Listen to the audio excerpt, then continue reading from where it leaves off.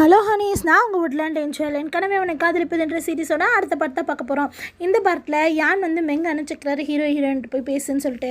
ஹீரோயின்ட்டு love proposal பண்ணுறதுக்கு மெங்க வரவும் ஹீரோயின்ட்ட வந்து சொல்கிறாங்க, தனியாக நான் ஹீரோயின்ட்ட பேசுன்னு சொல்லிட்டு. ஹீரோயினும் சரின்னு சொல்கிறாங்க.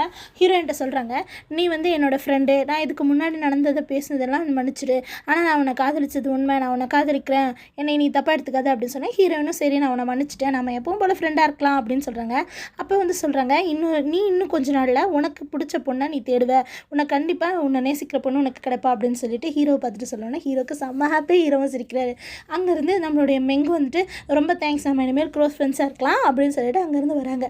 அப்போ வந்துட்டு யானும் நம்மளுடைய தேர்ட் பர்சன் பேசிக்கிறாங்க, டே உன் ஃப்ரெண்டோட லவ் இப்படி புட்டுட்டு போகிறது, நீ இப்படி நின்று வேடிக்கை பார்க்குறியா, அப்போவே சொன்னாங்கடா ஸ்கை கிண்டமில் இருக்கவங்களாம் கெட்டவன்னு சொல்லிட்டு, நான் அப்போவும் நம்மளடா அப்படின்னு சொல்கிறாங்க. டே நீயும் என் கூட தானே நின்று பார்க்குற, என்ன மட்டும் ஏன்டா திட்டுற, ஒரு குருவே எப்படி சொல்லாமல் செஸ் சொல்லி கொடுத்துருக்கேன், ஜீஹோ கூட சேர்கிறதுக்கு எப்படி வழியெல்லாம் சொல்லி கொடுத்துருக்கேன், என்னை பார்த்து இப்படி சொல்லிட்டே அப்படின்னு சொல்லி இவங்க சண்டை போட்டுட்டு இருக்கும்போது கரெக்டாக மெங்கு வராரு.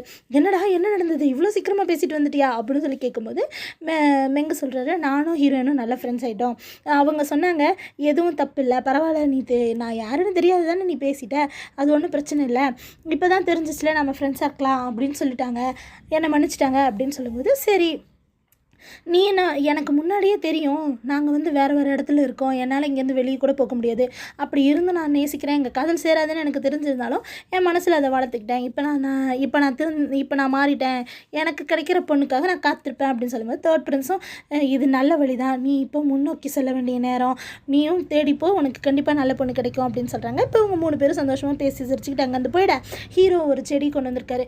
இதில் தான் ஆரண்யாவோடதும் சென்னோடதும் நம்மளுடைய மெமரிஸ் எல்லாம் வச்சுருக்கோம், அவங்க 2 பேரோட ஆத்மாவையும் நான் வந்து வேனிஷ் பண்ணாமல் இது உள்ள நான் வச்சுருக்கேன், கொஞ்சம் வருஷம் இந்த செடியோடு சேர்ந்து அவங்க கல்டிவேஷன் பண்ணுற மாதிரி இருக்கும், பல மில்லியன் வருஷங்கள் கழிச்சு அவங்களும் திரும்ப உயிரோடு வர்றதுக்கு வாய்ப்பு இருக்குது அப்படின்னு சொல்லி அந்த செடியை நட்டு வைக்கிறாங்க. அந்த செடிக்கு தண்ணி ஊற்றுறா, அந்த அழகாக வளருது, இவங்க 2 பேரும் ஹக் பண்ணிவிட்டு சந்தோஷமாக இருக்காங்க. அவங்களையும் நீங்கள் வந்து மதித்து இதெல்லாம் செஞ்சுருக்கீங்க, ரொம்ப சந்தோஷம். ஹீரோயின் செம்ம ஹாப்பி.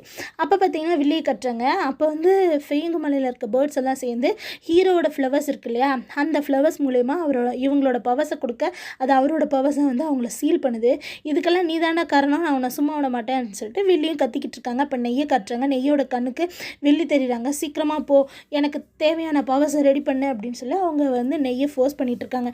அப்போ வந்து நம்மளுடைய டீமன் கிங் இருக்கார்ல, அவர் வந்து அந்த ரெட் சீக்குரிய இடத்துல அவரோட பவர்ஸை கொடுத்து சீல் பண்ணிகிட்டு இருக்க சமயத்தில் இவர் வேணும்னே பின்னாடி வந்து அவரை கொலை பண்ணலான்ட்டு வரும்போது கரெக்டாக யான் வந்துடுறாங்க. டே என்னடா பண்ணிகிட்ருக்கீங்க இங்கே அப்படின்னு கேட்கும்போது, ஒன்றும் இல்லையே, நாங்கள் இதை சரி பண்ணலான்ட்டு வந்திருக்கோம், சரி வாங்க எல்லோரும் வந்து இதை சரி பண்ணுவோம் அப்படின்னு இவங்க பேசிகிட்டு இருக்காங்க. இங்கே காட்டுறாங்க ஏச்சின்டியை பார்க்குறதுக்காக நம்ம ஹீரோயின் வந்திருக்காங்க டிஸ்னி லேண்ட் கிட்ட. இவன் எப்போ சரியாக்குவான், என்னாச்சு அப்படின்னு சொல்லும்போது, இப்போ எல்லாம் சரியாயிடுச்சு, இன்னும் ஒரு 100 years கழிச்சு அவன் முழிச்சு பார்த்துருவான், நீயும் போயிட்டு உன்னுடைய கல்டிவேஷனில் கொஞ்சத்தை மட்டும் நீ அவனுக்கு கொடுத்தினா அவன் மொத்தமாக இமோட்டலாக மாறிடுவான் அப்படின்னு சொல்கிறாங்க. அப்போ வந்து 4th அங்கிளும் நம்மளோட ஆளிக்குட்டியும் பேசிகிட்டு இருக்கிறத காட்டுறாங்க. அவங்க 2 பேரும் வந்து பெரிய பையனானா எப்படி நீ நடந்துக்கணும், ரொம்ப ஒபீடியண்ட்டாக நடந்துக்கணும்னு சொல்லிட்டு அங்கிள் சொல்லிட்டு இருக்கும்போது ஹீரோயின் வராங்க. ஹீரோயினை பார்த்தோன்னா, எப்போ வந்தீங்க, சூப்பரு, நீங்கள் வந்ததில் எனக்கு ரொம்ப சந்தோஷம், ஃபெயிங்கு மலையில் அப்படின்னு நம்மளோட ஹீரோயின் வாயை பற்றி விட்டுறாங்க. உடனே ஹீரோ வந்துட்டு 4th அங்கிள் இருந்துட்டு, சரி நீ போ, நான் அவங்கக்கிட்ட கொஞ்சம் பேசணும் அப்படின்னு சொல்கிறாரா. அப்போ இந்த ஆளிக்குட்டி போகும்போது, ஆமாம் நான் எப்போவுமே வாயை மூடி அமைதியாக இருக்காதான், யார்கிட்டையுமே பேசாமல் தானே இருக்கேன், ஹீரோவும் ஹீரோயினும் கிஸ் பண்ணது கூட தான் தேர்ட் பிரின்ஸை என்கிட்ட சொன்னார், நான் யார்கிட்டையுமே சொல்ல, ஆனால் என்னை மட்டும் வச்சுக்க மாட்டேங்கிறாங்க அப்படின்னு திட்டிக்கிட்டே அந்த குட்டி பையன் போகுது.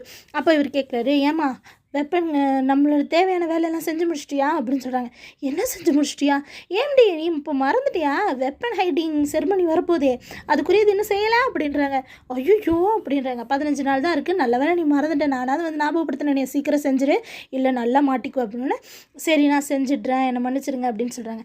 அதே இங்கே செங்கியும் தேர்ட் பிரின்ஸும் வந்து செங்கியும் நின்று டல்லாக இருக்கிறத பார்த்து தேர்ட் பிரின்ஸ் வந்து கேட்குறாரு, என்னாச்சு அப்படின்னு. இந்த மாதிரி ஹீரோயின் வந்துட்டு அந்த வெப்பனுக்குரியதெல்லாம் சீக்கிரமாக செஞ்சுட்டு இருக்கா, அதனால் அவளுக்கு டைமே இல்லை, அதனால தான் நான் இங்கே தனியாக இருக்கேன் அப்படின்னு சொல்லும்போது, சரி கண்டிப்பாக ஹீரோ ஹெல்ப் பண்ணுவாருன்னு சொல்லிட்டு தேர்ட் பிரின்ஸும் சொல்கிறார். அதே மாதிரி ஹீரோயின் ரொம்ப கவலையாக வந்து ஹீரோ கிட்ட சொல்ல, ஹீரோவும் ஒரு ப்ளூ பிரிண்ட் கொடுக்குறாரு, இந்தாம்மா இந்த மாடலை நீ யூஸ் பண்ணிக்க அப்படின்னு சொல்லி கொடுத்தோன்னே ஹீரோயினுக்கு செம்ம ஹாப்பி. அவங்களும் அந்த டிசைனை வந்து தன்னுடைய வெப்பனோட பாக்ஸ்க்கு, வெப்பன் ஏற்கனவே செஞ்சு முடிச்சிட்டாங்க, அந்த பாக்ஸை வந்து ரெடி பண்ணுறாங்க.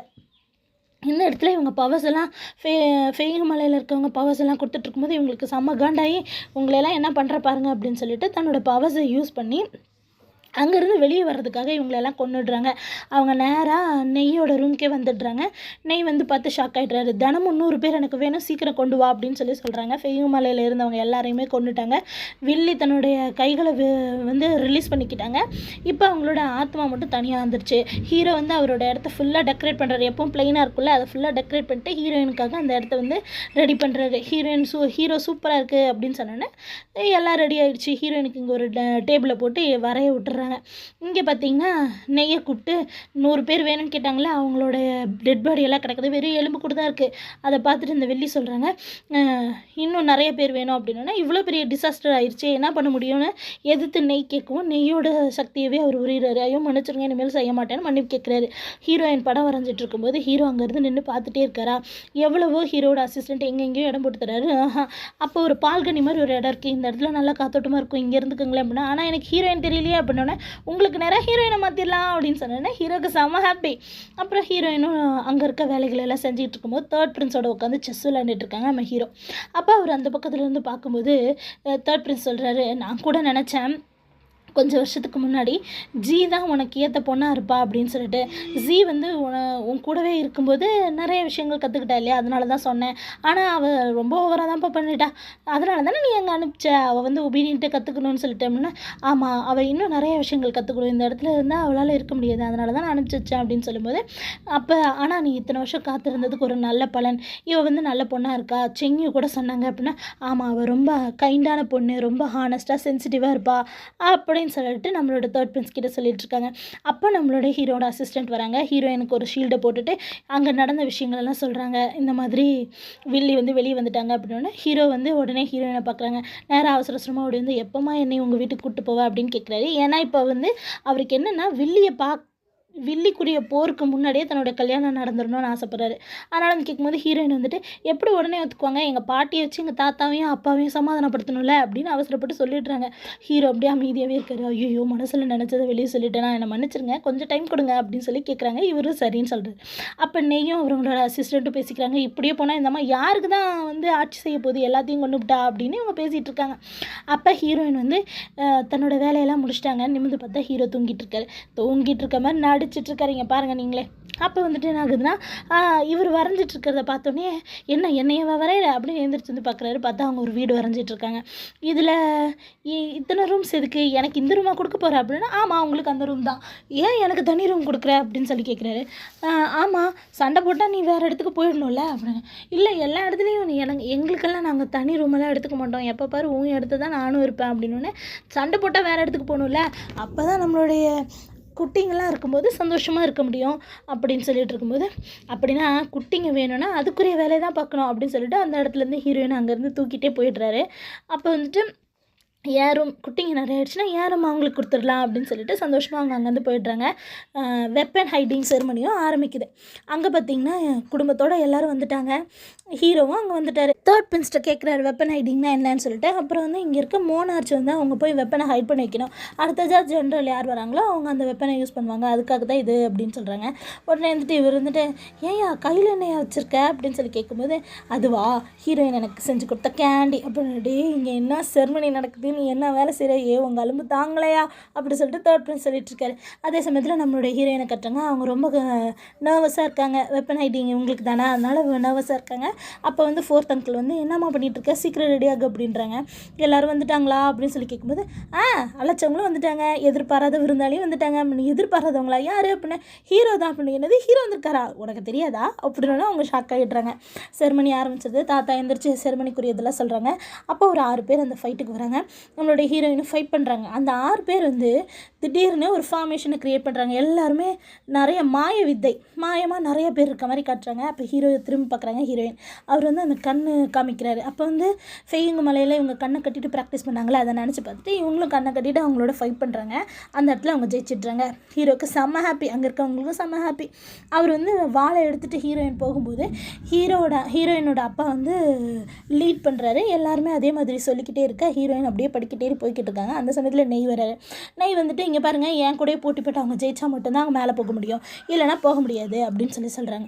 ஹீரோ அவங்க சொந்த பந்தங்கள் எல்லாமே ஷாக்காகி அவரை பார்த்துட்டு இருக்கும்போது அப்புறம் நம்மளுடைய ஜிலான் இருக்கார்ல, ஆமாம் இந்த மாதிரி செய்யலாம், அது ஒன்றும் தப்பு இல்லை, இப்படியும் ஒரு ரூல்ஸ் இருந்துச்சு ரொம்ப வருஷத்துக்கு முன்னாடி அப்படின்னு சொல்லிடுறாரு. உடனே நம்மளோட ஹீரோயினும் ஒத்துக்கிறாங்க சரின்னு சொல்லிட்டு அவங்களுக்கு ஃபைட் ஆரம்பிக்குது. நீ பொம்பளை பிள்ளைன்றதுனால நான் வந்து உனக்கு 3 ஸ்ட்ரைக் கொடுக்குறேன், நீ என்ன ஜெயிச்சிட்டேன்னா நீ ஜெயிச்சிட்ட அப்படின்னு சொல்கிறாங்க. ஆனால் ஹீரோயினால் முடியல. அந்த ஃபைட்டில் வந்து ஹீரோயின் தோத்துடுறாங்க, கழுத்தில் கத்தி வச்சுட்டாங்க. அப்போ வந்து நீ தோத்துட்டேன், இனிமேல் வெப்பனை வைக்கக்கூடாதுன்னு சொல்லுவாங்க. காட் பிரின்ஸ் வந்து என்ன சொல்கிறாரு அப்படின்னா, இல்லை வந்து கணவன் மனைவியாக இருக்கிறவங்க 2 பேருமே போட்டி போடலாம் அப்படின்னு சொல்கிறாங்க. அப்போ ஜிலானும் எந்திரிச்சு ஆமாம் அப்படி ஒரு ரூல்ஸ் இருக்குது அப்படின்னா, என்னதே ஹீரோயினுக்கு கல்யாணம் ஆயிடுச்சா, இதை பற்றி யாரும் எதுவும் சொல்லியே அப்படின்றாங்க. அவங்க அப்பாவும் தாத்தாவும் கூட என்னடா நடக்குதுங்க அப்படின்னு சொல்லி பார்க்கும்போது ஹீரோயின் திரும்பி ஹீரோவோட இடத்த பார்க்குறாங்க, ஹீரோவை காணோம். அப்படியே செம்ம ஷாக்காகி பார்த்துட்டு இருக்கும்போது ஹீரோ அந்த பக்கம் வாளோட வராரு. நான் வாளை தீட்டிட்டு வர போனேன், இப்போ போட்டி ஆரம்பிக்கலாமா அப்படின்றாங்க. எல்லாம் ஷாக்காகி எந்திரிச்சு நின்றுடுறாங்க. உடனே ஹீரோ எல்லாரையும் உட்காருங்க அப்படின்னு சொல்லிட்டு, நீ நல்லாதாம்மா பண்ண, ஒன்றும் பிரச்சனை இல்லை, நான் இனிமேல் பார்த்துக்கிறேன் அப்படின்னு சொல்கிறாங்க. இப்போ ஹீரோயின் வந்து ரொம்ப வருத்தமாக சொல்கிறாங்க, என்ன இருந்தாலும் நான் தோத்துட்டேன், என்னை மன்னிச்சிருங்க அப்படின்னு சொல்லும்போது, இல்லைப்பா நீ சூப்பராக பண்ண அப்படின்னு சொல்கிறதோட இந்த பாட்டு முடியுது. அடுத்தடுத்த பாட்டை பக்கத்துக்கு என் சேனல் சப்ஸ்கிரைப் பண்ணுங்கள். தேங்க்யூ.